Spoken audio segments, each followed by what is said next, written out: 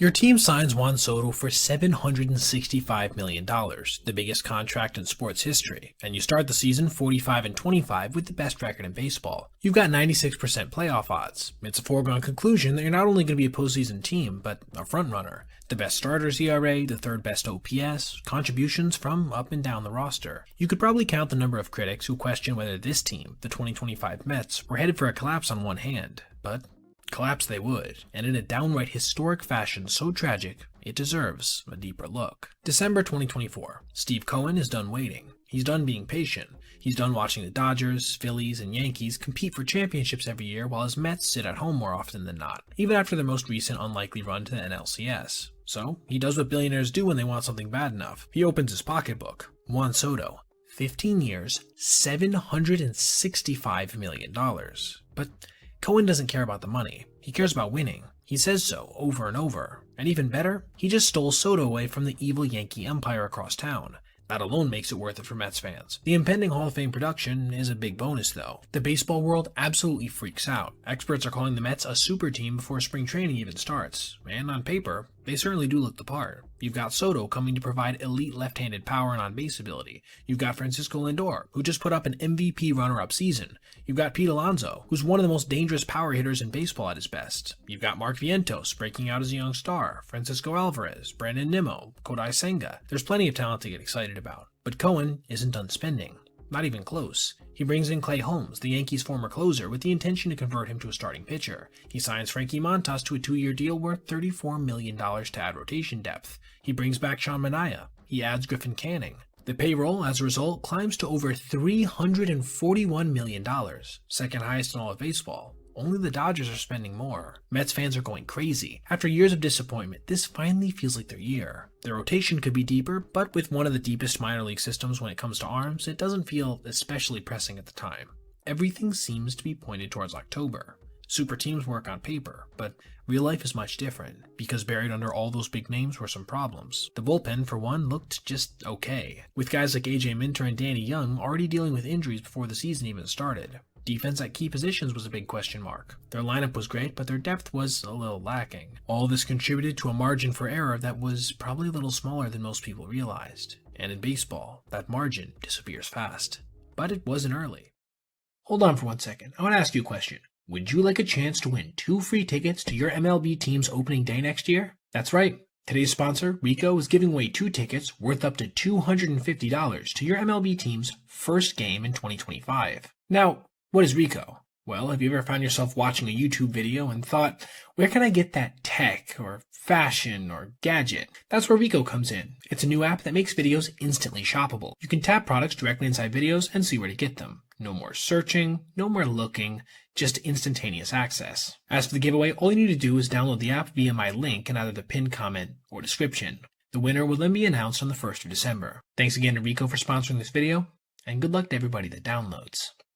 Opening day arrives, and the Mets look exactly like the super team everyone expected. Everything is clicking, and they're maintaining game-to-game consistency.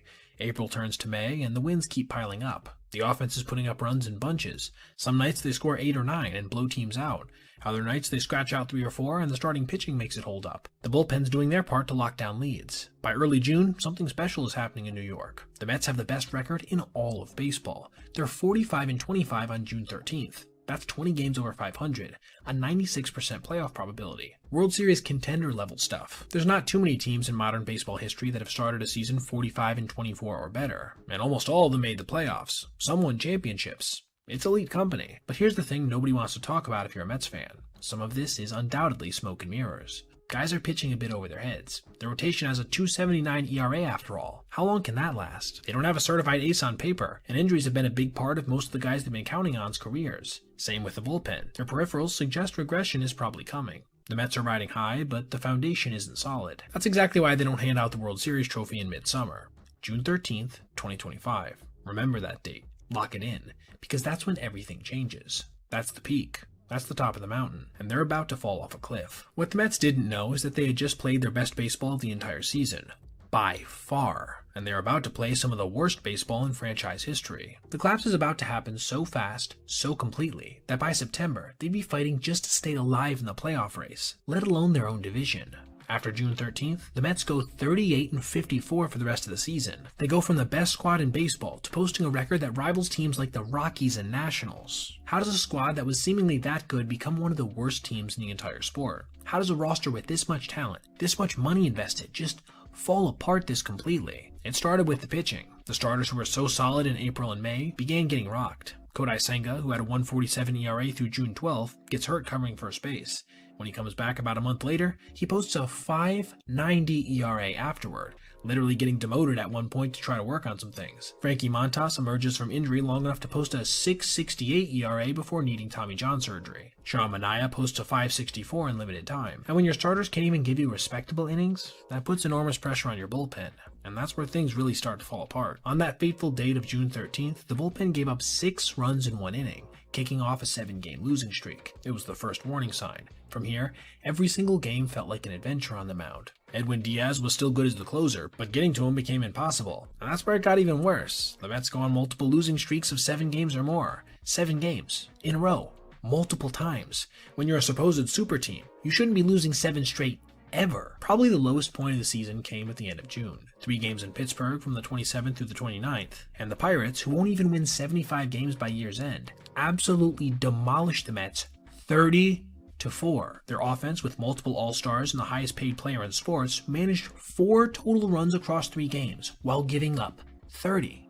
One of the most lopsided series in franchise history. This isn't a slump. It's a complete systems failure. The front office knows they have to do something. David Stearns, the president of baseball operations, starts making calls. The trade deadline is coming, and the Mets need help. The Mets go into trade deadline mode with 2 principal goals: fix the bullpen and add depth, both of which are supposed to help the team get back on track. Stearns makes his moves. He grabs Cedric Mullins from Baltimore to help in center field. He brings in Tyler Rogers, Gregory Soto, and Ryan Helsley to bolster the bullpen. On paper, these moves make sense. Mullins has long been a quality center fielder with some pop. Rogers has been a very good reliever. Helsley has been a very good closer at times, and Soto has done well in his career at times being a late-inning depth piece. The Mets give up some prospects, sure, but it takes quality to get quality.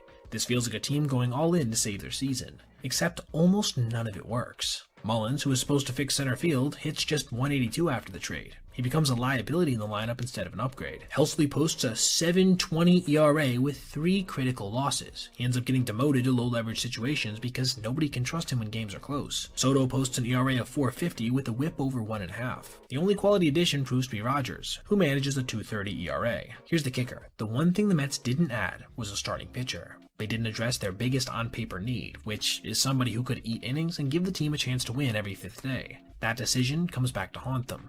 Instead of stabilizing the team, the deadline seemed to make things worse. New guys came in and didn't fit. Roles got shuffled. The clubhouse felt less and less like a team and more like a collection of players who happened to wear the same uniform. And the losses kept piling up. By August, the Mets are in a freefall, and it's not just that they're losing. It's how they're losing. Starters give up 5 runs in 3 innings, then the bullpen comes in and gives up 3 more. The offense scratches out 2 runs and loses 8-2. Or the offense puts up 7 runs and the pitching staff gives up 10. There's no balance, no consistency, just chaos every single night. And here's the cruelest part. Juan Soto, Pete Alonso, Francisco Lindor, and Mark Vientos all go on late-season tears at separate times. It doesn't matter. The fundamentals fall apart too. Basic baseball becomes impossible. In late September against the Nationals, in a must-win game, they faced Jake Irvin and Mitchell Parker, who had the 2 highest ERAs in all of baseball among qualified pitchers. Francisco Lindor made a throwing error. Pete Alonso committed a defensive miscue of his own. Cedric Mullins made a base running mistake that got him doubled off. Sloppy play. And they ended up scoring just 2 runs, losing 3-2, and falling out of a playoff position completely. It was their 11th loss in 15 games. In early September against Philadelphia, the Mets score 4 runs in the first inning, and then proceed to blow the lead. They lose. Earlier that month, rookie Nolan McLean, who went on to star for the rest of the season, pitched 6 scoreless innings and left with a 2-0 lead. The bullpen immediately coughed it up. Juan Soto reaches near 40-40 status after having never stolen more than 12 bases in a season before. And it's barely even relevant because of how bad they are. The playoff odds that were at 96% in June keep dropping. By September, the Mets don't control their own destiny anymore. They need help. They need other teams to lose. And they need to win out, and they were running out of games quick. The season came down to 3 contests, against the Marlins and Miami, a team that, while impressive in many respects, was still going to be sub 500. And they needed some help from the Brewers versus the Reds. But one thing was clear. If they lost the series, they'd be headed to Cancun. Game 1 sees them score 2 runs. They gave up 6. Brandon Sproat, one of their many shuffled-in rookie starters, gives up 4 in less than 5 innings. The offense looks downright lost. Everything that plagued them for the last 3 months shows up in one game. But there are still 2 contests left. Win both, and you're in. The season is still alive. Game 2 on Saturday, Clay Holmes takes the mound and delivers the best start of his career. 6 scoreless innings on just 78 pitches. Only 1 hit allowed. The Mets win 5-0. They're alive. They control their destiny at this point. Win Sunday, and they're in the playoffs. Game 3. Win or go home. This is it. They have to emerge victorious. They don't. Instead, they drop it without scoring a single run. 4-0. A shutout loss in an elimination game. Across games 1 and 3, the Mets scored just 2 runs combined while giving up 10 across 18 innings of baseball. Their offense, loaded with stars, completely disappears when it matters most. The Marlins score all 4 runs in Game 3 during the 4th inning off the bullpen, just to really rub it in. The Mets' best chance comes in the 5th with the bases loaded and Pete Alonso at the plate. He smashes a line drive at 116 miles an hour, his hardest hit ball of the entire season.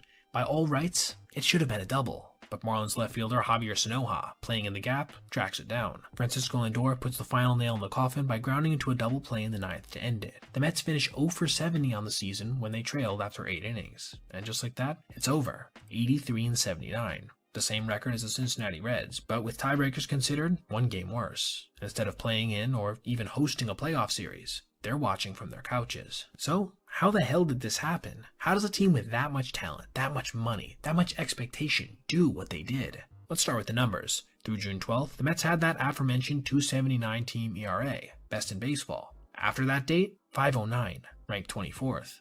The bullpen was a disaster. A .405 ERA ranked 15th in baseball, which would have been far worse without the excellent play from Diaz and Rogers. They blew 27 saves and converted only 58.5% of their opportunities. The offense, meanwhile, scored 766 runs, which was good, ranking 9th in all of baseball. But they probably could have been far better, as they left 1,142 runners on base, 3rd most in the sport. And again, because it bears repeating, they went 0 for 70 in games where they trailed after 8 innings. When they needed the clutchest of hits, it never came. I don't know how bad the pressure got. I had to look this up twice because I couldn't believe it. In August, the Mets scored 177 runs, a franchise record. They hit 53 homers, another record. As a team, they batted .285 with an .866 OPS. Essentially, for a full calendar month, they were all Jose Ramirez. Historic stuff. And you know what their record was during that time? 11-16. How is that even possible? The 2025 Mets will be remembered as having one of the biggest collapses in baseball history. They indeed had the best record in baseball deep into the summer. Again, they had a 96% chance of making the playoffs. And boy oh boy did they miss them at the last moment possible. For NY fans, this is a special kind of pain. It's one thing to have a bad team that never had a chance. But this was a team that looked like a champion. This was supposed to be the year. Instead, they got eliminated by a 79-win team on the final day, cementing the 3rd time in the last 20 years the Marlins have ended their season, 2007, 2008, and now this one. However, the Mets won't be starting over. Juan Soto is still there for 14 more years. Lindor is still elite. Their young pitching is as good as any in the sport. The core is intact. Steve Cohen isn't going anywhere, and he's not done spending. The bullpen certainly needs fixing. The rotation needs depth. Ideally, they'd like to have Pete Alonso back. But this roster can still compete in 2026. The pieces are there. The money's there. The question is whether they can avoid another collapse. High payroll certainly doesn't guarantee championships. That much is clear. The Mets proved that. But talent still matters. And they've definitely got plenty of it. Will that translate going forward? I guess we'll have to see. But on the bright side, at least it can't get any worse. Right? Alright everybody, if you made it this far, I appreciate you watching, and if you did, consider checking out any of these other videos on your screen right now for other content just like this. Also, if you ever see anything you'd like to see me detail in the video, feel free to reach out to my email, basebpoet@gmail.com, and if I end up using your idea, I'll give you a shout out. Thanks for watching. Have a great rest of your day.